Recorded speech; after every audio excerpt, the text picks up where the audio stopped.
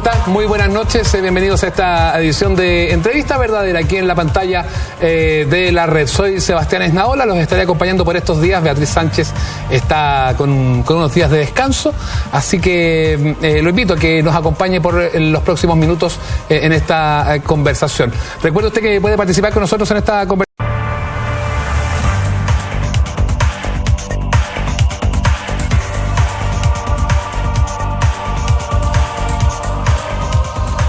¿Cómo están? Muy buenas noches, bienvenidos a esta edición de Entrevista Verdadera aquí en la pantalla de la red. Soy Sebastián Esnaola, los estaré acompañando por estos días. Beatriz Sánchez está con unos días de descanso, así que lo invito a que nos acompañe por los próximos minutos en esta conversación. Recuerde usted que puede participar con nosotros en esta conversación con el hashtag OpinoEB. Ahí está en pantalla para que pueda participar con nosotros y ser parte de esta conversación que vamos a tener esta noche con la madre de Jorge Matute Jones, María Teresa Jones. Bienvenida a Entrevista Verdadera acá a la red. ¿Cómo está, María Teresa? Gracias por invitarme. Bueno, todo esto a propósito de los últimos antecedentes que se han conocido en estos 15 años. 15 años en el que el caso Matute ya dejó de ser un caso familiar y se transformó en un caso país, en un caso que nos preocupa a todo el mundo.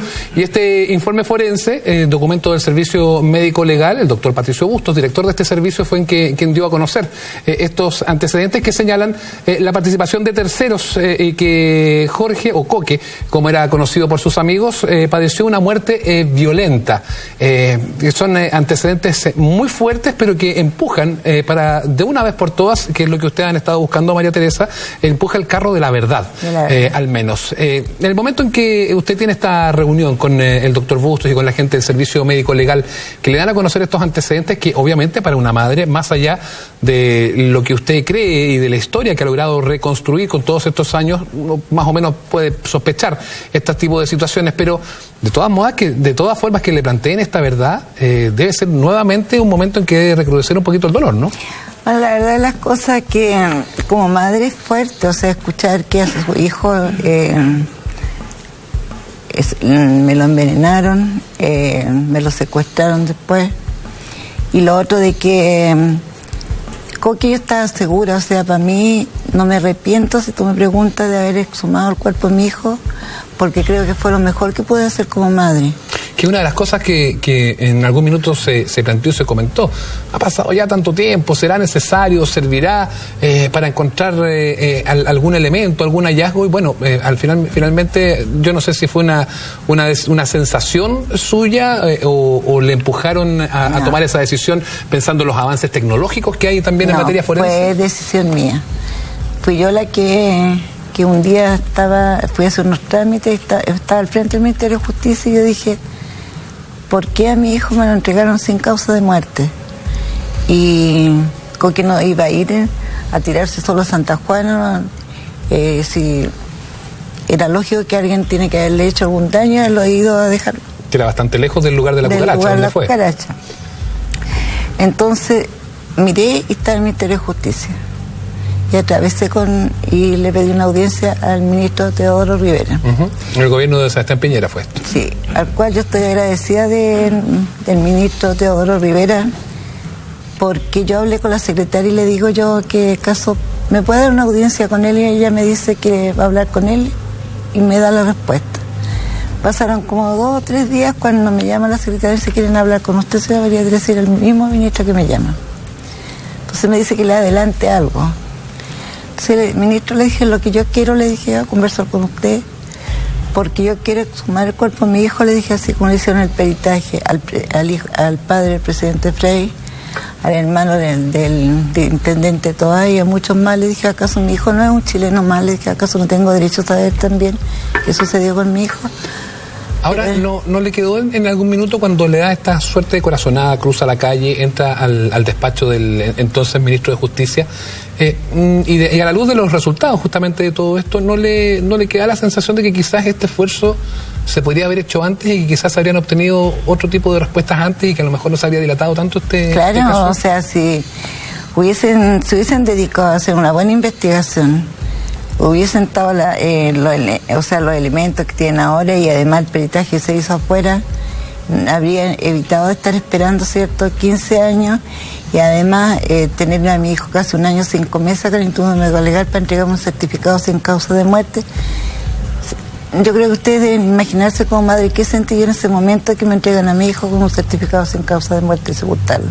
¿Qué es lo que sintió en concreto? O sea, sentí impotencia, sentí molestia, o sea, decía, pero ¿para qué tuvieron a mi hijo tanto tiempo? ¿Qué?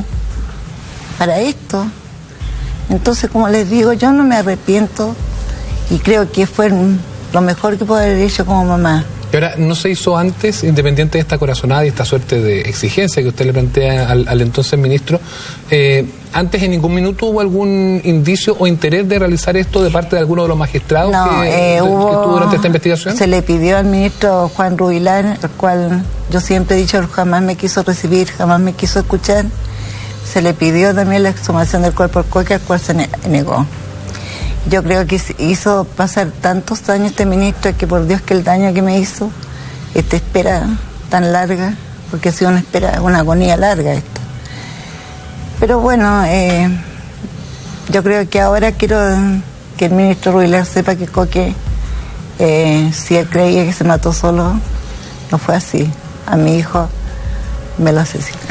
En algún minuto de parte del juez Rubilar, que hoy está jubilado, de Solís, que estuvo después, que también entiendo que ya no está participando del Poder Judicial, posteriormente, cuando se han conocido estos antecedentes, ¿no ha recibido usted nunca una señal o un llamado o alguna comunicación como para, no sé si para pedir disculpas o para hacer a lo mejor algún mea culpa de que quizás las cosas no se hicieron como correspondían en algún minuto? No, en todo caso también yo soy una persona agradecida. Yo no solamente critico a las personas, yo digo las cosas como son y también agradezco cuando también hacen algo por mí. Al ministro Solís, que hoy día el presidente de la Corte Suprema de Concepción, tengo que agradecerle que él fue el que dio el paso a exhumar el cuerpo Coque. Creo que eso también es importante para mí. Y bueno, no pudo seguir en el caso porque ustedes saben que había problemas. Hay un tema de cruce familiar. Claro, y también cuando aparece mi hijo, él estaba surrogando al juez Rubilar, al cual él me dejó bajar donde quedan algunas osamentas de Coque, al cual el ministro Rubilar no me habría dejado ni acercarme siquiera. Ahora, María Teresa, este no avance, por decirlo de alguna manera, este entrampamiento que se dio por tantos años y que nos tiene a 15 años sin conocer una verdad absoluta y recién apareciendo los primeros indicios de verdad. Ustedes siempre han planteado la tesis de una suerte de red de protección, por decirlo de alguna manera, que es muy fuerte, que hay gente que está en Concepción. Yo escuchaba a su hijo Alex hoy en una entrevista en una radio que decía, en Concepción todo el mundo se conoce, y no es tan fácil muchas veces que en este tipo de casos, en este tipo de situaciones, se pueda conseguir una verdad.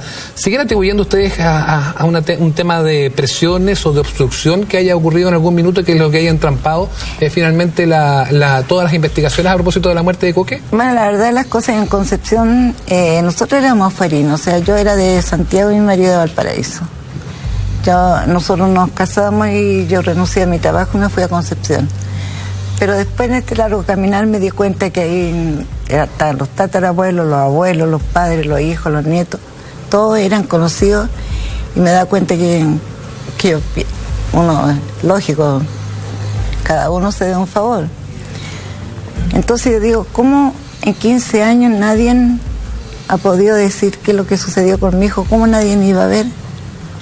¿Y quién le dio entonces estas dosis a mi hijo al cual le causaron la muerte? ¿Quién lo fue a dejar a Santa Juana? Entonces yo quiero saber ahora la verdad, o sea, yo quiero la verdad para poder también yo decirle a las otras madres que he ayudado, no solamente yo hablo por mí, sino que hablo también por muchas madres que he ayudado durante todo este tiempo.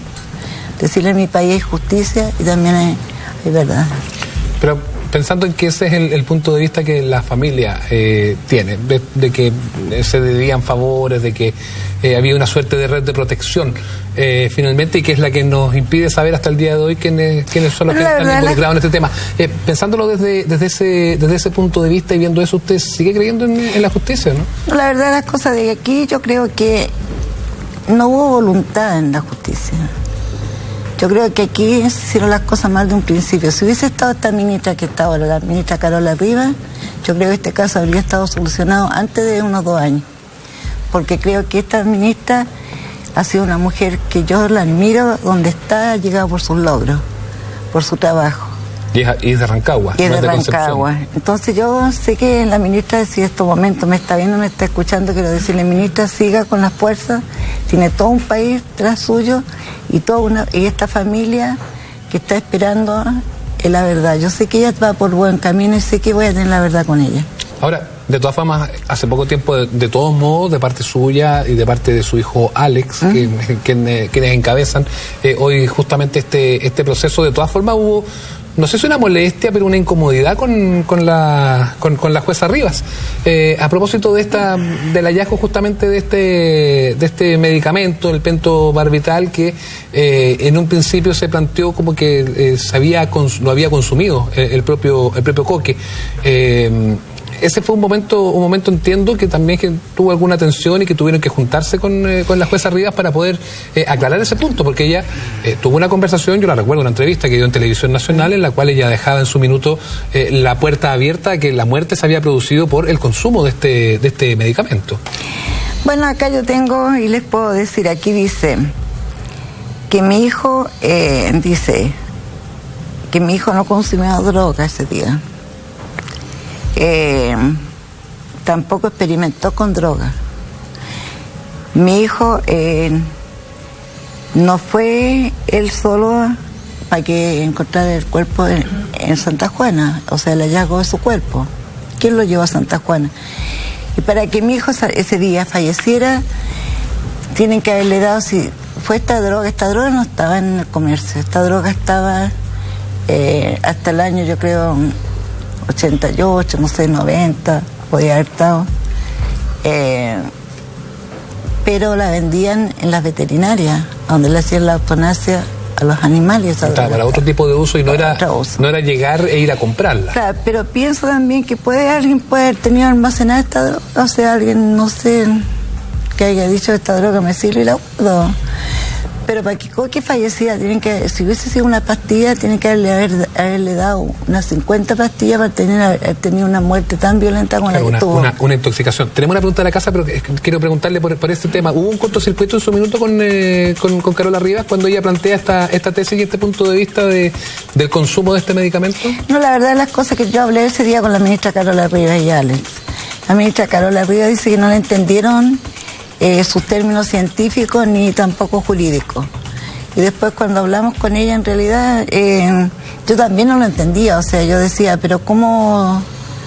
O sea, no puede ser esto. O sea, entonces, es lógico, como mamá yo me sentía, decía yo, mi hijo no era consumidor de droga, yo los crié a mi hijo, yo sé a quién formé, yo sé quién es quien tenía. Y es más, yo te voy a confesar algo, yo a mi hijo le registraba hasta los bolsillos. Yo no los manejaba con plata. Además, si uno trabaja y tiene conocimiento de enfermería, tú te das cuenta al tiro si tu hijo anda con algo extraño. ¿Nunca le generó una duda o una inquietud sobre Coque? Nunca. Veamos la pregunta que nos hace la gente a través de las redes sociales. Recuerde participar con el hashtag OpinoEB. Ahí está nuestro hashtag es Rosa Barros, quien nos escribe, a quien le agradecemos. Y le pregunta a usted, María Teresa, ¿cree que lo que le pasó a su hijo es venganza? Esa es la pregunta que Rosa nos pregunta. Agradecemos, por supuesto, su participación con el hashtag OpinoEB. ¿Pero venganza de qué? No entiendo. ¿De alguna persona que en algún minuto se haya sentido que Coque le hizo algo? No. Así entiendo, me estoy poniendo en la piel de la persona que hace la pregunta. Bueno, le contesto a la señora Rosa, venganza no creo, porque mi hijo era un joven muy solidario, era una persona muy alegre y muy estudioso, muy amigo de sus amigos, porque mi hijo yo les enseñé cuando salían con un amigo tenían que volver con su amigo y no dejarlos abandonados. Eso es lo que les enseñó a mi hijo. Y venganza, ¿en qué sentido? O sea, mi marido era un dirigente sindical de la Empresa Nacional del Petróleo, pero tampoco creo que iban a hacerle algo a mi hijo por algo que tuviera con mi marido, pero mi marido, ¿qué hacía? Era luchar por el bienestar de los trabajadores. ¿Y tampoco se presume alguna situación pasional, quizás, no, o algo de ese estilo? ¿Quién tenía pareja en ese minuto? Él pololeaba con la sindical, sí. Exactamente, que conversábamos justamente de ello. Y cuando se plantea, déjeme volver a lo que estábamos conversando antes, este momento en que la magistrada plantea esta tesis. Yo le preguntaba si usted había generado alguna duda, usted me dice que no. ¿En alguien de su círculo, en alguna conversación, en algún minuto, no quedó alguna inquietud o que alguien le haya dicho, María Teresa, pero en una de esas... No, algo que no se conocía. No, porque sabes tú, mira, en primer lugar, si Gerardo Roa salió con él, y ustedes le han visto las declaraciones de Gerardo Roa, él dijo que él consumía droga, pero que nunca había consumido droga. Si mi hijo hubiese consumido droga, yo les digo, o sea, ¿de qué me habría servido mentirle a ustedes? O sea, mentirle a la policía. Claro, no habría tenido mucho sentido, ¿no? Además, cuando empezaron a hacer los peritajes, me acuerdo que un comisario llega y saca del auto unos cabellos de coque y los llevan a análisis. También habría salido que el coque era consumidor de droga. ¿Y de qué me servía a mí de mentir? Yo hablo con la verdad, yo no hablo con mentiras.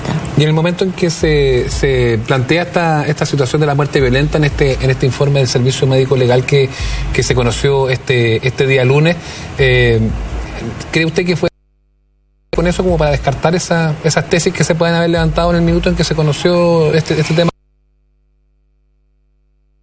El informe en que no se perició solamente aquí en Chile, sino que también fue periciado en otro país. Exactamente. Entonces ahora yo ya tengo las pericias a donde dice que fue el coque no consumió, no experimentó con drogas, sino que esta droga pueden habérsela dado tanto, no sé, en un trago. No puedo decir que el coque no hubiese tomado esa noche un par de tragos. Estaba carreteando, uno presume que eventualmente sí.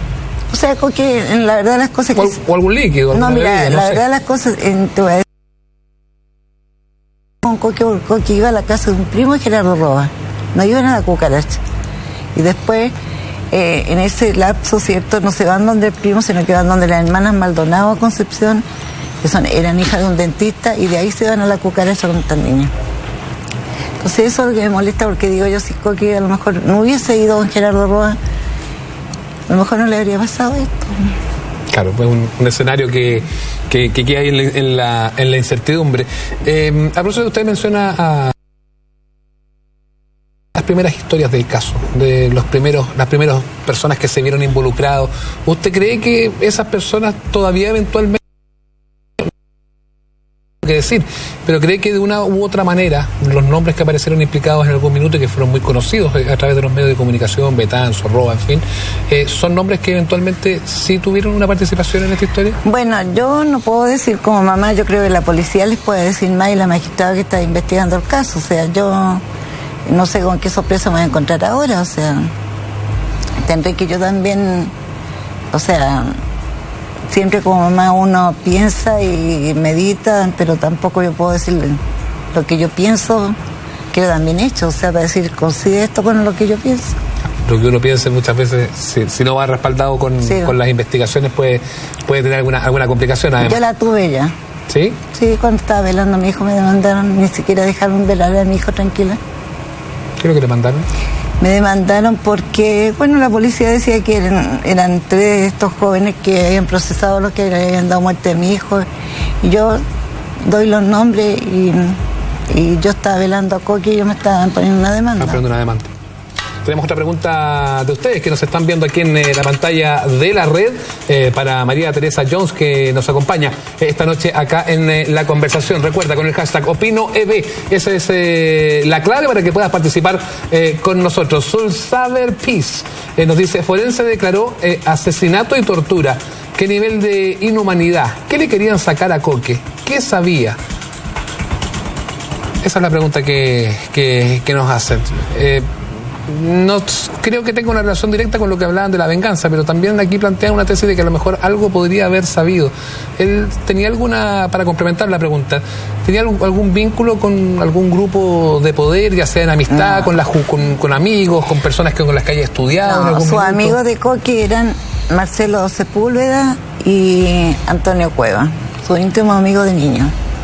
Rodrigo Ramírez, Julio, que eran más grandecitos, eran amigos de Alex. Y los vecinos, que eran los Gallardo, los Molina, Los Palmas, vecinos de ella, que se juntan a jugar la pelota. Entonces, que no sé, pues no entiendo qué pueden, por qué, o sea, de repente pienso a lo mejor en puede haber sido envidia hacia mi hijo, que era muy hermoso, y las chiquillas todas lo seguían. Ni arrastro. O sea, no lo llamaban, le mandaban. Claro, usted descarta que pueda haber estado involucrado en alguna trenza. No. Que eso es lo que termina siendo más inexplicable, además la situación, porque si uno pudiera conocer algún vínculo que haya existido en algún minuto con alguien o con algún grupo de poder, uno podría a lo mejor decir, bueno, por este lado va, pero en esto, yo que he conversado muchas veces con usted y que lo he entrevistado en la radio, sobre todo muchas veces, usted siempre se ha mantenido en una línea una línea similar, o sea, no ha sido invariable su línea al respecto, de que no hay un vínculo, que no hay una trenza y que no hay ningún eventual grupo de poder penquista que pueda haber estado, en el cual él haya estado integrando, que haya conocido en algún minuto. No, porque, o sea, Coqui tenía sus compañeros en la universidad que trabajan en grupo. Yo los conocía también, iban a trabajar a mi casa, que prefería que fueran los compañeros a mi casa para yo conocerlos y saber de qué parte eran, qué familia eran. Porque yo cuando mi hijo entró en la universidad les dije que cuando entraran en la universidad ellos se iban a encontrar de todo tipo de jóvenes. Pero lo único que le pedía como madre, si algún día le ofrecían algo, no lo recibieran, pensaran en mí. Y yo creo que de eso me siento orgullosa de mis dos hijos. María Teresa, han pasado 15 años. Sí. 15 años de estos 15 años en la cual hemos hablado muchas veces con usted, la hemos conocido la historia, conocimos a Alex cuando estaba estudiando, ahora ya lo hemos titulado, trabajando, en fin.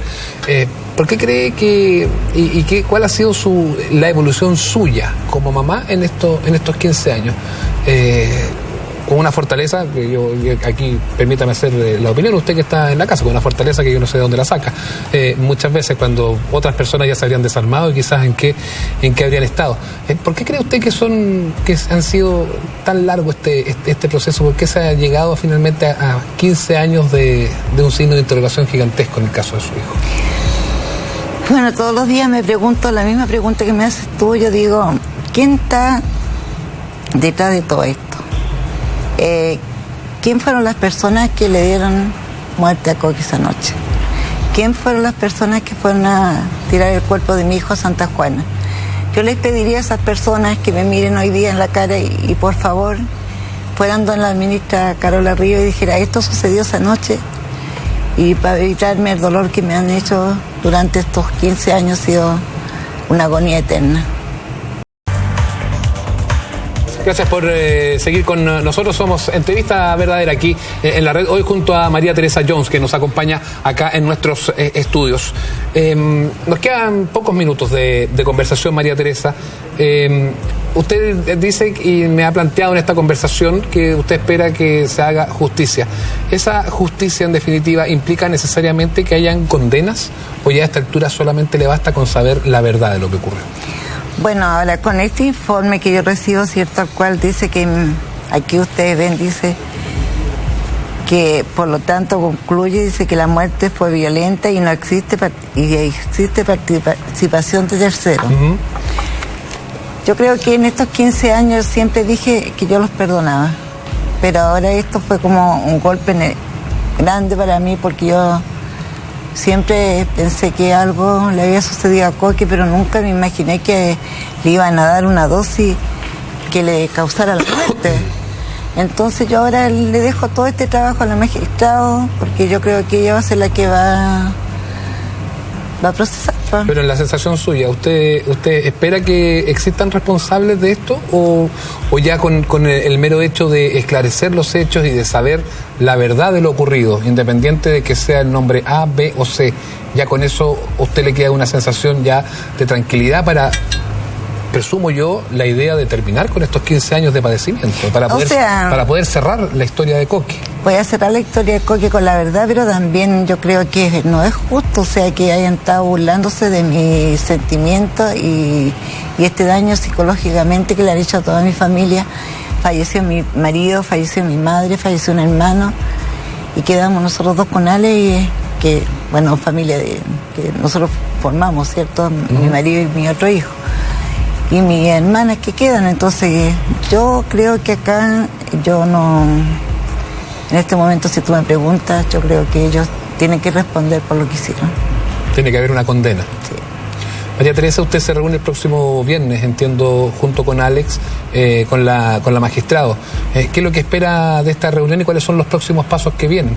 Entiendo que lo fundamental es poder ya tener todo muy claro para hacer nuevamente la inhumación de Coque, ¿no?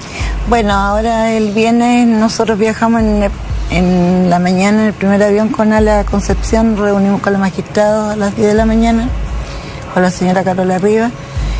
Y ahí ya vamos a dar la fecha, cuando lleguen a entregar el certificado, cuando ya se sepulta Coque. Pero una cosa quiero decirle como mamá a todo mi país, que yo como madre no voy a bajar los brazos, voy a luchar hasta el último, no solamente por Coque, por muchos Coques más. Y quiero la verdad de mi hijo, voy a sepultar a mi hijo, pero nadie más me lo va a tocar. Yo ya saqué a mi hijo, ya lo periciaron, y ya por lo menos tengo que decirle en ese momento, cumplí con algo que sea como madre, pero todavía me falta mucho. O sea, no hay más pericias, con esto se termina. Con esto se termina. ¿Y usted espera que la magistrada le aporte quizás más antecedentes o una línea un poquito más claro de lo que pueda venir de aquí en adelante con la investigación en esta reunión? Bueno, yo creo que la magistrada ya tiene... Yo pienso que la magistrada Carola Rivas va muy bien encaminada. Yo lo único que le pido, ministra, es que siga trabajando secreto sumario. Mi abogado, ellos también tienen que respetar su decisión, y creo que lo mejor que puede haber hecho usted, como se lo pedí yo cuando estuvimos juntas.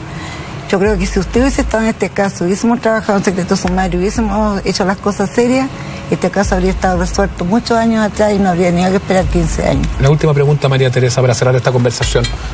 Cuando tomen ya la decisión de nuevamente sepultar a Coque, ¿piensa hacerlo en una ceremonia íntima con Alex nada más? ¿Piensa hacer alguna ceremonia con quizás amigos de los que van quedando, con más personas? Bueno, nosotros en Concepción formamos la Comisión por la Verdad y la Vida. Y esa comisión me acompañó todas las marchas, o sea, toda la gente que me acompañó durante años, marchando con lluvia, con viento, que no tengo palabras para decirle gracias. A toda la gente que me apoyó hasta el día de hoy con oraciones y todo. Bueno, ese día yo creo cuando llevemos a Coque, tenemos que llevarlo directo al cementerio porque no podemos saltar los protocolos del servicio médico. Y bueno, estamos viendo, ¿cierto?, hacerle una misa, un responso ahí mismo, y la gente que no quiera acompañar, bienvenido sea en el parque.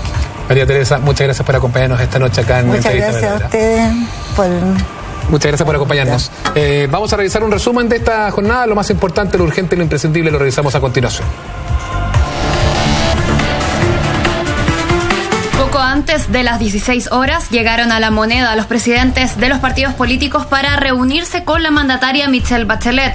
El objetivo de la cita es abordar los posibles escenarios que enfrentará Chile luego de que la Corte Internacional de Justicia de La Haya revele su decisión este jueves sobre la objeción de competencia presentada por Chile en el marco de la demanda marítima boliviana. En ausencia del timonel de C, Jorge Pizarro, asistió al encuentro el secretario general del partido, Gonzalo Duarte.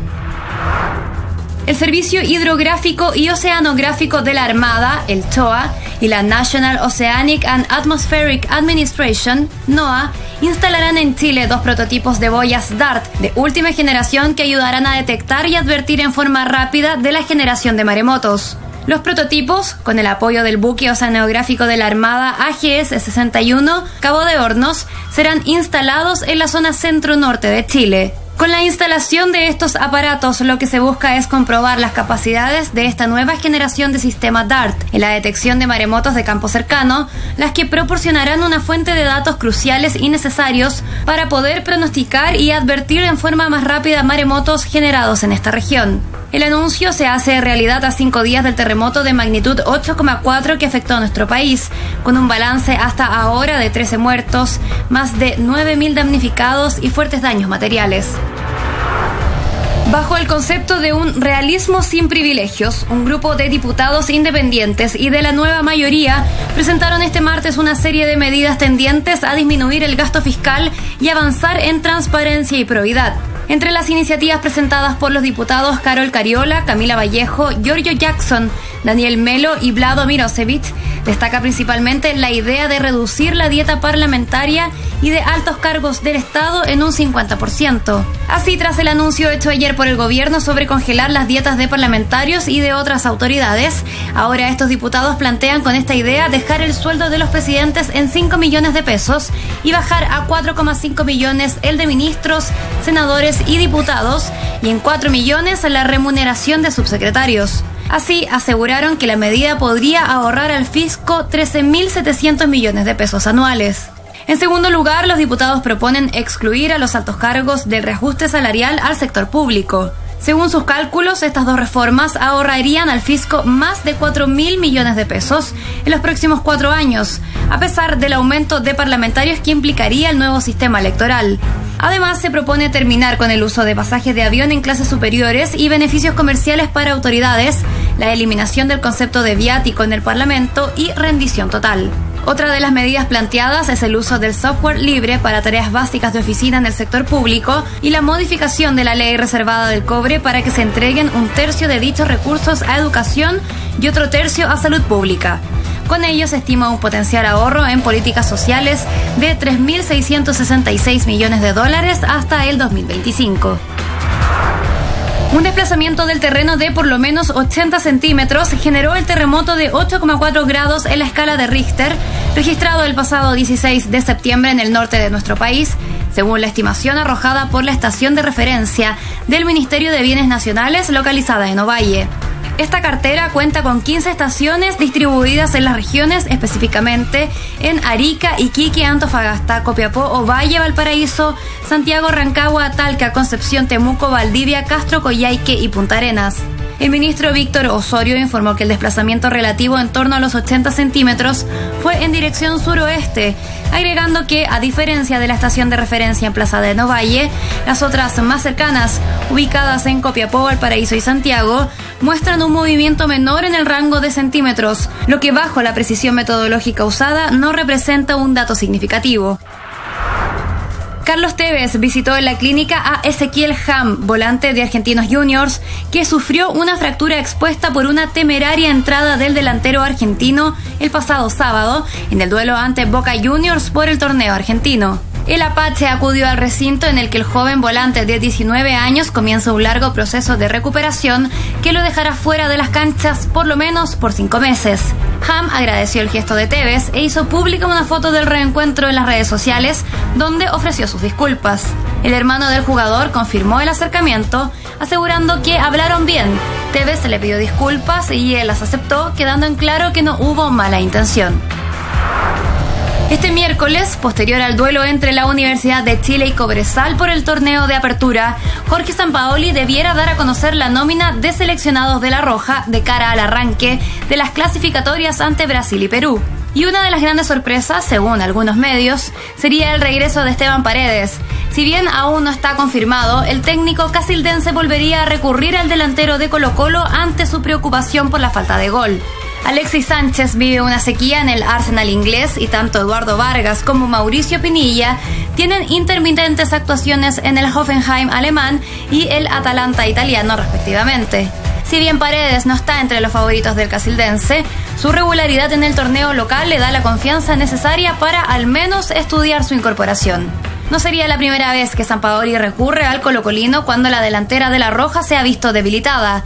Ya lo convocó de emergencia para el pleito ante Uruguay en las clasificatorias pasadas, cuando Sánchez quedó al margen por acumulación de tarjetas amarillas, y el jugador del Cacique respondió con un gol.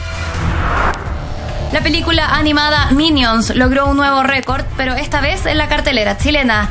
La cinta de los personajes amarillos y derivada de Mi villano favorito se transformó en el film más visto en la historia, superando a Stefan vs. Kramer, que hasta ahora ostentaba el primer lugar en las salas chilenas desde su estreno en 2012. Considerando su debut el 9 de julio en la cartelera nacional, la película ha convocado a 2.086.790 espectadores, mientras que el film del comediante Stefan Kramer fue desplazado al segundo lugar con un total de 2.086.614 asistentes. El tercer lugar de las cintas más vistas en Chile es para otra producción animada, La Era del Hielo 4, que reunió a 2.069.905 espectadores en 2012. Minions es una de las películas que junto a Jurassic World y Rápido y Furioso 7 ha desencadenado el mejor año para los estudios Universal.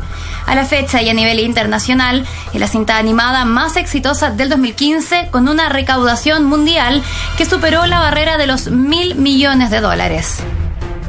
Ya está, quedaron bien informados con este resumen. Nos despedimos, nos reencontramos mañana nuevamente. Recuerde que le voy a estar acompañando durante estos días y le mandamos saludos a Beatriz Sánchez y que se va a recuperar pronto acá a la pantalla de la red. Ya está listo Ignacio Franzani con Mentiras Verdaderas. No se lo pierda, va a estar muy pero muy entretenido. Chao, que esté muy bien.